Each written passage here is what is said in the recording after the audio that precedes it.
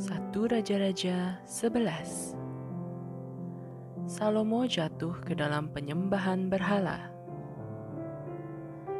Adapun Raja Salomo mencintai banyak perempuan asing. Di samping anak Firaun, ia mencintai perempuan-perempuan Moab, Amon, Edom, Sidon, dan Het. Padahal tentang bangsa-bangsa itu, Tuhan telah berfirman kepada orang Israel, "Janganlah kamu bergaul dengan mereka, dan mereka pun janganlah bergaul dengan kamu, sebab sesungguhnya mereka akan mencondongkan hatimu kepada allah-allah mereka." Hati Salomo telah terpaut kepada mereka dengan cinta. Ia mempunyai 700 istri dari kaum bangsawan dan 300 gundik. Istri-istrinya itu menarik hatinya daripada Tuhan. Sebab pada waktu Salomo sudah tua, istri-istrinya itu mencondongkan hatinya kepada allah-allah lain, sehingga ia tidak dengan sepenuh hati berpaut kepada Tuhan Allahnya seperti Daud ayahnya. Demikianlah Salomo mengikuti Asitoret, dewi orang Sidon, dan mengikuti Milkom, dewa kejijikan sembahan orang Amon, dan Salomo melakukan apa yang jahat di mata Tuhan, dan ia tidak dengan sepenuh hati mengikuti Tuhan seperti Daud ayahnya. Pada waktu itu, Salomo mendirikan bukit pengorbanan bagi Kamos, dewa kejijikan sembahan orang Moab di gunung di sebelah timur Yerusalem, dan bagi Molok, dewa kejijikan sembahan Bani Amon. Demikian juga dilakukannya bagi semua istrinya, orang-orang asing itu yang mempersembahkan korban ukupan dan korban sembelihan kepada allah-allah mereka. Sebab itu Tuhan menunjukkan murkanya kepada Salomo, sebab hatinya telah menyimpang daripada Tuhan Allah Israel yang telah 2 kali menampakkan diri kepadanya, dan yang telah memerintahkan kepadanya dalam hal ini, supaya jangan mengikuti allah-allah lain, akan tetapi ia tidak berpegang pada yang diperintahkan Tuhan. Lalu berfirmanlah Tuhan kepada Salomo, "Oleh karena begitu kelakuanmu, yakni engkau tidak berpegang pada perjanjian dan segala ketetapanku yang telah kuperintahkan kepadamu, maka sesungguhnya aku akan mengoyakkan kerajaan itu daripadamu dan akan memberikannya kepada hambamu. Hanya pada waktu hidupmu ini aku belum mau melakukannya oleh karena Daud ayahmu. Dari tangan anakmu lah aku akan mengoyakkannya. Namun demikian kerajaan itu tidak seluruhnya akan kukoyakkan daripadanya. 1 suku akan kuberikan kepada anakmu oleh karena hambaku Daud dan oleh karena Yerusalem yang telah kupilih." Lawan-lawan Salomo. Kemudian Tuhan membangkitkan seorang lawan Salomo, yakni Hadad orang Edom, ia dari keturunan Raja Edom.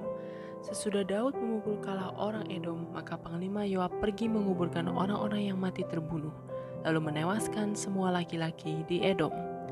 6 bulan lamanya Yoab diam di sana dengan seluruh Israel, sampai dilenyapkannya semua laki-laki di Edom. Tetapi Hadad melarikan diri bersama-sama dengan beberapa orang Edom dari pegawai-pegawai ayahnya dan mengungsi ke Mesir. Adapun Hadad itu masih sangat muda. Mereka berangkat dari Midian lalu sampai ke Paran. Mereka membawa beberapa orang dari Paran lalu mereka sampai ke Mesir kepada Firaun, Raja Mesir. Ia ini memberikan rumah kepada Hadad, menentukan belanjanya dan menyerahkan sebidang tanah kepadanya. Hadad demikian disayangi Firaun, sehingga diberikannya kepadanya seorang istri, yakni adik istrinya sendiri, adik permaisuri Tahpenes. Lalu adik Tahpenes itu melahirkan baginya seorang anak laki-laki, Genubat namanya. Dan Tahpenes menyapih dia di istana Firaun, sehingga Genubat ada di istana Firaun di tengah-tengah anak-anak Firaun sendiri. Ketika didengar Hadad di Mesir bahwa Daud telah mendapat perhentian bersama-sama dengan nenek moyangnya, dan bahwa Panglima Yoab sudah mati juga, maka berkatalah Hadad kepada Firaun, "Biarkanlah aku pergi ke negeriku." Lalu bertanyalah Firaun kepadanya, "Tetapi kekurangan apakah engkau padaku ini, maka engkau tiba-tiba berniat pergi ke negerimu?" Jawabnya, "Aku tidak kekurangan apapun, namun demikian biarkanlah juga aku pergi." Allah membangkitkan pula seorang lawan Salomo, yakni Rezon bin Eliada, yang telah melarikan diri dari tuannya, yakni Hadadezer, Raja Soba. Ia mengumpulkan orang-orang lalu menjadi kepala gerombolan. Ketika Daud hendak membunuh mereka, maka pergilah mereka ke Damsyik. Mereka diam di sana, dan disitulah mereka mengangkat Rezon menjadi raja. Dialah yang menjadi lawan Israel sepanjang umur Salomo. Ia mendatangkan malapetaka sama seperti Hadad. Ia muak akan orang Israel dan menjadi raja atas Aram. Juga Yerobeam bin Nebat, seorang Efraim dari Zereda, seorang pegawai Salomo, nama ibunya Zeruah, seorang janda, memberontak terhadap raja. Inilah alasannya mengapa ia memberontak terhadap raja. Salomo mendirikan Milo, dan ia menutup tembusan tembok kota Daud ayahnya. Yerobeam adalah seorang tangkas. Ketika Salomo melihat bahwa orang muda itu seorang yang rajin bekerja, maka ditempatkannya lah dia mengawasi semua pekerja wajib dari keturunan Yusuf. Pada waktu itu, ketika Yerobeam keluar dari Yerusalem, Nabi Ahia orang Silo itu mendatangi dia di jalan dengan berselubungkan kain baru, dan hanya mereka berdua ada di padang.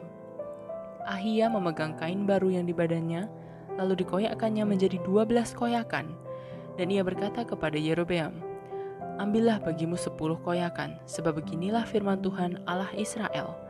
Sesungguhnya aku akan mengoyakkan kerajaan itu dari tangan Salomo, dan akan memberikan kepadamu 10 suku, tetapi satu suku akan tetap padanya oleh karena hambaku Daud, dan oleh karena Yerusalem, kota yang kupilih itu, dari segala suku Israel. Sebabnya ialah karena ia telah meninggalkan aku dan sujud menyembah kepada Asitoret, dewi orang Sidon, kepada Kamos Allah orang Moab, dan kepada Milkom Allah Bani Amon, dan ia tidak hidup menurut jalan yang kutunjukkan dengan melakukan apa yang benar di mataku, dan dengan tetap mengikuti segala ketetapan dan peraturanku, seperti Daud ayahnya. Bukan dari tangannya akan kuambil seluruh kerajaan itu. Aku akan membiarkan dia tetap menjadi raja seumur hidupnya, oleh karena hambaku Daud yang telah kupilih dan yang tetap mengikuti segala perintah dan ketetapanku. Tetapi dari tangan anaknya lah aku akan mengambil kerajaan itu dan akan memberikannya kepadamu, yakni 10 suku, dan kepada anaknya akan kuberikan 1 suku, supaya hambaku Daud selalu mempunyai keturunan di hadapanku di Yerusalem, kota yang kupilih bagiku, supaya namaku tinggal di sana. Maka engkau ini akan kuambil, supaya engkau memerintah atas segala yang dikehendaki hatimu dan menjadi raja atas Israel. Dan jika engkau mendengarkan segala yang kuperintahkan kepadamu dan hidup menurut jalan yang kutunjukkan dan melakukan apa yang benar di mataku dengan tetap mengikuti segala ketetapan dan perintahku seperti yang telah dilakukan oleh hambaku Daud, maka aku akan menyertai engkau dan aku akan membangunkan bagimu suatu keluarga yang teguh seperti yang kubangunkan bagi Daud, dan aku akan memberikan orang Israel kepadamu. Dan untuk itu aku akan merendahkan keturunan Daud, tetapi bukan untuk selamanya." Lalu Salomo berikhtiar membunuh Yerobeam, tetapi Yerobeam bangkit dan melarikan diri ke Mesir kepada Sisak, raja Mesir, dan di Mesirlah ia tinggal sampai Salomo mati. Salomo mati. Selebihnya dari riwayat Salomo dan segala yang dilakukannya dan hikmatnya, bukankah semuanya itu tertulis dalam kitab riwayat Salomo? Lamanya Salomo memerintah di Yerusalem atas seluruh Israel ialah 40 tahun. Kemudian Salomo mendapat perhentian bersama-sama dengan nenek moyangnya, dan ia dikuburkan di kota Daud ayahnya. Maka Rehabeam anaknya menjadi raja, menggantikan dia.